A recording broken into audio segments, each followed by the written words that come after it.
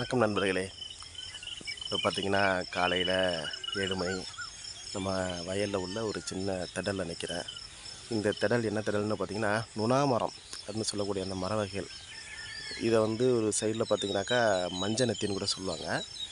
நம்ம பக்கம் நம்ம தஞ்சாவூர் பகுதியில் பார்த்திங்கன்னா நுணா மரம்னு சொல்லுவாங்க. இந்த நுணா மரம் இருக்கிற பகுதி ஒரு 10-15 மரம் இருக்குது. இதில் என்ன ஒரு விசேஷம்னா, இந்த 80-90 கிட்ஸ் அவங்களுக்கு தெரியும். இந்த நுணா பழத்தை நாங்கள் பறித்து சாப்பிடுவோம். சும்மா அதை லேட்டாக செய்வோம். ஆனால் இப்போ தான் அதை பற்றின உண்மை தெரியுது. நுணா பழம் பார்த்திங்கனாக்கா ஒரு சிறந்த நோய் எதிர்ப்பு சக்தி உள்ள ஒரு பழம் அப்படின்ட்டு. அது கேன்சர் செல்ஸை கூட கட்டுப்படுத்தக்கூடிய ஆற்றல் அதுக்கு உண்டு அப்படின்னு இப்போ நான் ஒரு ஆர்டிக்கலில் படிச்சிருக்கேன். அந்தளவுக்கு ஒரு சூப்பரான ஒரு பழம் இது. ஆனால் எல்லாருக்கும் இந்த டேஸ்ட்டு பிடிக்காது. ஒரு காரம், ஒரு விருப்பு இருக்கும். அந்த ஸ்மெல் கொஞ்சம் பிடிக்காது நிறைய பேருக்கு. லைட்டாக புளிப்பு இனிப்பு கலந்த மாதிரி இருக்கும். இந்த பழத்தை இப்போ உள்ள பசங்க யாரும் சாப்பிட்றதுக்கான வாய்ப்பு கிடையாது. ஆனால் இதையே வெளிநாடுகளில் நோனி அப்படின்னு சொல்லிட்டு சிறப்பாக கொடுத்துட்ருக்காங்க.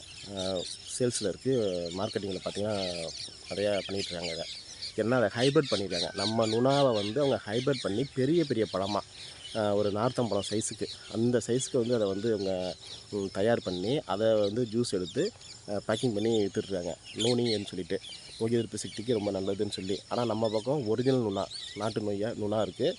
ரொம்ப சின்ன சின்ன பழமாக இருக்கும். ஆனால் இதை யாருமே விரும்புறதில்லை, யாருமே சாப்பிட்றதில்ல. ஆனால் எங்கள் ஏஜுக்கு உள்ள ஆளுங்களுக்கு தெரியும் இது சாப்பிட்லாம் நல்லது அப்படின்ட்டு. இப்போ உள்ள பசங்களுக்கு இது தெரியறதுக்கு வாய்ப்பு இல்லை. உங்களுக்கு அந்த நுணா பழத்தை காட்டுறோம் பாருங்கள்.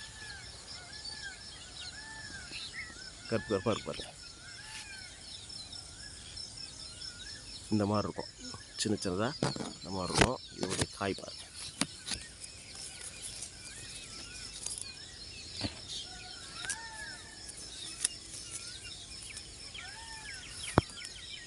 இதனுடைய காய் அந்த மாதிரி நாக்கலால் இருக்குது. இது சாப்பிட்டா அவ்வளோ நல்லது. கேன்சர் செல்லை கட்டுப்படுத்தக்கூடிய ஒரு ஆற்றல் உண்டு. ரெண்டாவது, நார்மலாகவே நம்ம உடம்புல நோய் எதிர்ப்பு சக்தியை அதிகப்படுத்துகிற தன்மை இந்த நுணா பழத்துக்கு உண்டு. இதை சாப்பிடலாம்.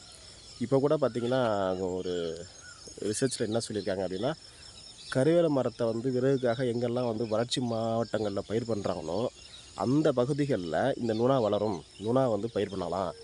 கருவேலை, அதாவது காட்டுக்கருவை மரத்தை அவாய்ட் பண்ணிவிட்டு இந்த நுணா மரத்தை பயிர் பண்ணுங்கன்னு சொல்லி நிறைய பேர் சொல்கிறாங்க. ஏன்னா இது எவ்வளோ வறட்சியாக இருந்தாலும் தாங்கி வளரக்கூடிய ஒரு மர வகை.